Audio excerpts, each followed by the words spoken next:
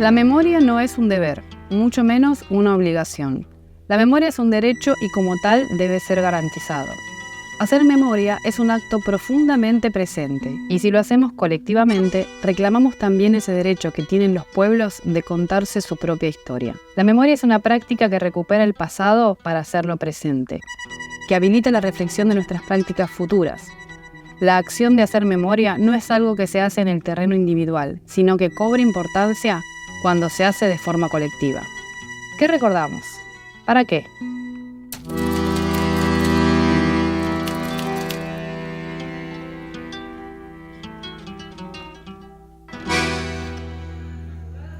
Entre junio y noviembre de 2023 se realizaron 3 talleres participativos en distintos parajes rurales del Soberbio y 9 entrevistas individuales, donde recolectamos testimonios de agricultores, docentes, amas de casa, comerciantes y distintos referentes de la comunidad. Buscamos relevar la voz y las memorias de los y las participantes, poniendo especial atención en visibilizar de igual manera a hombres y mujeres, para ver cómo han vivido este periodo tan particular de nuestra historia y ver qué tenían para contar.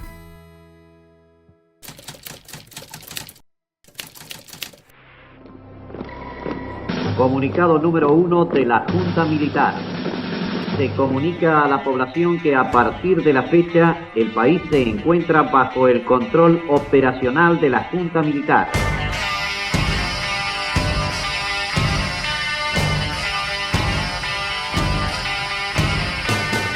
La última dictadura cívico-militar argentina se llevó a cabo entre los años 1976 y 1983, cuando las Fuerzas Armadas toman el poder.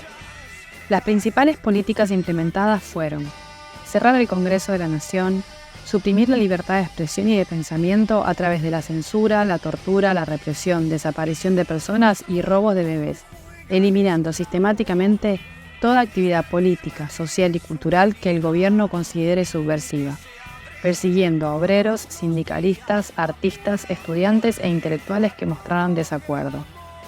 En síntesis, se llevó adelante lo que se denomina terrorismo de Estado, en que los militares contaban con todo el aparato estatal para llevar a cabo la persecución, el disciplinamiento y la represión de la sociedad civil.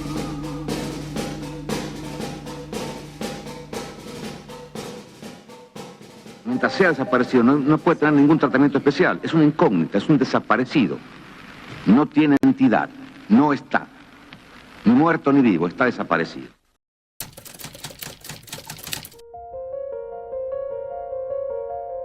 En toda la región nordeste, la represión se dirigió hacia los dirigentes de las ligas agrarias en general, y en Misiones hacia los líderes y simpatizantes del movimiento agrario misionero, quienes luchaban por una mejora material en sus condiciones de vida y reclamaban por el aumento del precio de las materias primas producidas en sus chacras. Las principales reivindicaciones del movimiento agrario de Misiones en esos años pueden encontrarse enunciadas en las banderas que desplegaron los militantes en octubre de 1973, cuando la organización llega por primera vez a la ciudad de Posadas. Esas consignas fueron: la tierra debe ser para el que la trabaja, leyes justas al servicio del pueblo, patria sí, monopolios no, jubilación sin explotación, el agro unido jamás será vencido, fuera los monopolios explotadores, agricultores organizados, monopolios expulsados, educación para la liberación, sin organización no hay jubilación, intervención de la CRIM y la riqueza para quien la produce. Dirigentes del MAM han sufrido la persecución, la cárcel, las torturas, la muerte, la desaparición, el exilio. El MAM registra entre sus víctimas un total de 4 desaparecidos asesinados. Pedro Pechak, quien fue el máximo dirigente revolucionario de la organización, los hermanos Anselmo y Valdimiro Hitler, y también Estela Urdanis, quien se desempeñaba como responsable de comunicación a través del periódico Amanecer Agrario, órgano de prensa del MAM. A 50 años de aquellas experiencias de organización y lucha, creo que existen 2 grandes desafíos ciudadanos en el acto de memoria colectiva que implica evocar ese pasado reciente. Uno de ruptura, que se sintetiza en el enunciado nunca más. Nunca más a una dictadura y sus proyectos de muerte. Y otro de continuidad, que tiene que ver con enarbolar y actualizar las banderas de lucha por las cuales dieron su vida más de 30.000 argentinos y argentinas. ¿Por qué continuar esa lucha?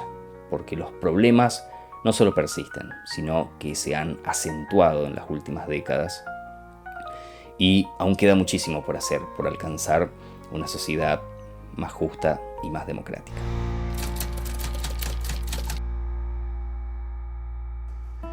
Si recordamos este episodio, este evento aquí en el interior, en la zona de frontera, como ser este hecho que ha ocurrido, que se interrumpe la vida democrática y más cómo se vivía o se vivenció acá en nuestro pueblo. Y bueno, lo que llamaba la atención era, bueno, los concejales dejaban de desarrollar sus actividades y en el municipio los primeros 3-4 días se cierra la actividad cotidiana, la dinámica, ya sea de cobrar impuestos o de la visita cotidiana que hacían los vecinos a la parte institucional. Se hace cargo un señor integrante de la Fuerza de Gendarmería y bueno, la expectativa era quién iba a ser que lo tomaban como interventor, que iba a ocupar o cumplir las funciones de intendente. Esto se llevó un par de días, por lo que supe había propuestas y hasta que recae a quien fuera intendente posteriormente o nombrado intendente, el señor Gustavo Peterson. Primero todo eso hacía a que uno en el cotidiano charlara, digamos, todo en voz baja, era todo un susurro debido a esa presencia y había generaciones, presencia de la fuerza, y había generaciones, bueno, que no habían vivido esta digamos, experiencia de interrupción en el quehacer cotidiano.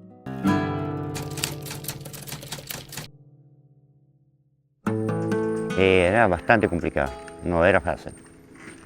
Vos tenías que estar cuidando mucho a vos y tu familia, y salí donde había 2 paradas, ya no podía estar, o 3, y salí con manchete en el trabajo, imposible. Pero sí, fiesta y esas cosas era muy complicado. Principalmente vivir alcohólica, no podía nada. Y si te agarraron un camino fuera de hora, preso, no había otra forma. Uno de los que me marcó, digamos, fue cuando vi que un señor tenía las manos atadas con una cadena y iba caminando delante de los caballos donde los gendarmes iban montados. Eso fue lo más marcante. Bueno, ella estaba caminando por la avenida Rivadavia con una minifalda así muy cortita y los gendarmes llegaron al mercado de Mindo de Ambrós, que era mercado de aquella época ahí, y pidieron una bolsa de alfiler. Y ahí Mindo le consiguió y le dijo, no, se van a cortar el fondo de la bolsa. Y Mindo dice, pero ¿por qué? Si no, si hay una señora ahí que necesita. Y ahí el gendarme llegó y le vistió la bolsa del alfiler y ató con un piolín así. Y dijo, ahora vos podés ir, está suelto, podés ir, está libre. Podés ir, ahora usted está vestida. Pero le puso una bolsa de alfiler en pleno centro del suburbio. Tengo una anécdota para contar de mi padre, que en tiempo de los militares, él salió de la casa para ir a jugar fútbol y terminó un fin de semana durmiendo en la comisaría por no cumplir con las normas y reglas que regía en ese tiempo la dictadura militar. Ese día todos deberían respetar, por ahí ellos se escapaban, iban a jugar el fútbol igual, pero algunos lograban escapar cuando veían que venían los militares y él no pudo escapar y fue uno de los que estuvo detenido el fin de semana completo. Particularmente viví la experiencia familiar de mi padre. Él estaba en ese momento a cargo de la municipalidad porque había fallecido el intendente. Y bueno, cuando fue el golpe simplemente vinieron, le dijeron: don Silva, váyase a su casa porque ahora vamos a estar nosotros.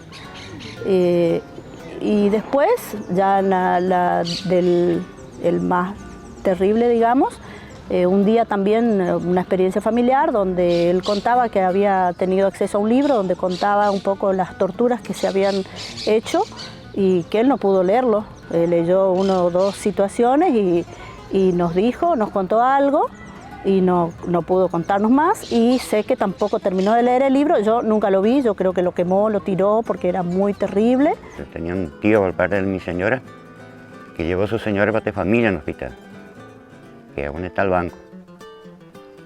Y una vuelta vino caminando porque no tenía con qué pagar un auto, y poco había autos en aquella época, no existía eso. Y siempre pobre como. Y él era el camino a no sé qué hora de la noche. Y le llevaron, le cagaron a palo. Y él quedó internado, ¿viste? De tanto que lastimaba. Hoy sufre las consecuencias de aquella época. Ponerse, yo estaba medio melenudo. Y les agarraban la maquinita y así cortaban bien, se dejaban solo el cuero de la cabeza y así. Hacían una cruz y la largaban, para que vaya a crear vergüenza de no ser melenudo. También en una propiedad que tenían convenio con la gente, muchas veces compra de palabra las propiedades y lo vendían, lo quemaban los galpones, casas, lo destruían su vivienda y decían que se vayan, que tenían tantos días para irse y bueno, o si no lo llevaban preso y lo sacaban, pero destruían todos sus bienes.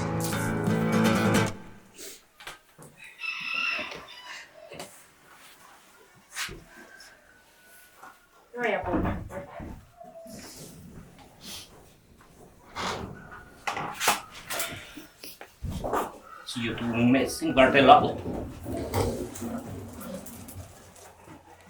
se preparaba, ¿no? Y ahí solo salía para ir al baño, nomás todo encerrado. No llegué ahí, yo vine muy encerrado. ¿Dónde? En el regimiento Kansas de guerra.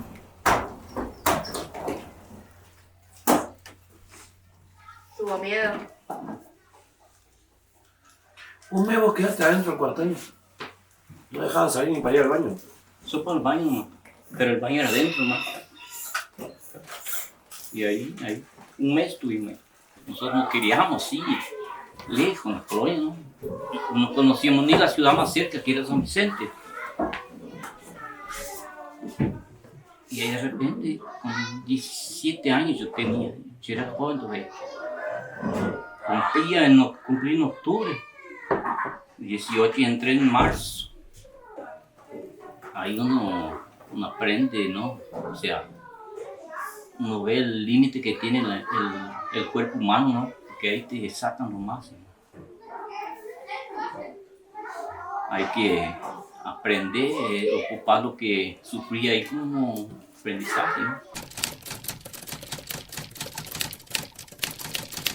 Me parece que el proyecto de rescate de la historia de la época de la dictadura militar en nuestra zona, la zona del Alto Uruguay misionero, una zona de frontera, y de reciente colonización, es muy valioso en el sentido de que por ahí no hay mucha información acerca de cómo se vivió realmente, o por lo menos yo que no soy de aquí, no tengo mucha información acerca de cómo se vivió realmente el proceso de la dictadura militar en una zona como esta, ¿no? Alejada de los centros urbanos, donde sabemos que hubo todo ese proceso de represión y de desaparición de personas, bueno, cómo se vivió aquí, qué rol ha jugado en desarrollo cultural de la zona ese proceso de dictadura militar. Y fue muy bueno, así nos encontramos con los vecinos de la comunidad y compartimos experiencias de lo que la vida nos brinda, ¿no? Lo que más me gustó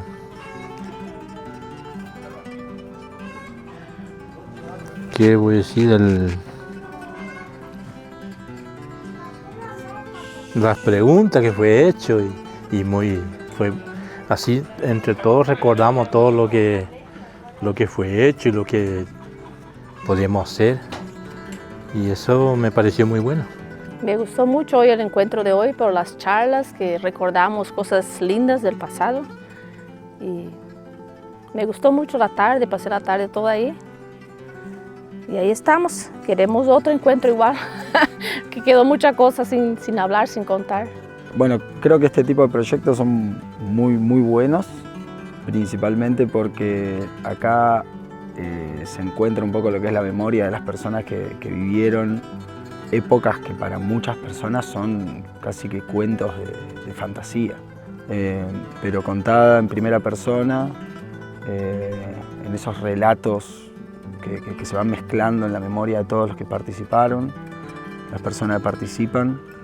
De pronto te encontrás con que hay como muchos relatos de vida que hacen que estos parajes y que este pueblo cobre como un sentido especial, porque si no te quedás un poco con lo que lees o con lo que cuentan ahí en las historias más oficiales, y hay un montón de relatos que se quedan incompletos, y creo que la memoria de quienes vivieron eso completa todo, pero principalmente le da como un contenido de vida, y creo que traer eso al presente en este tipo de experiencias, en este tipo de trabajos, hace que, no sé, la comunidad de hoy se fortalezca gracias al recuerdo de ayer.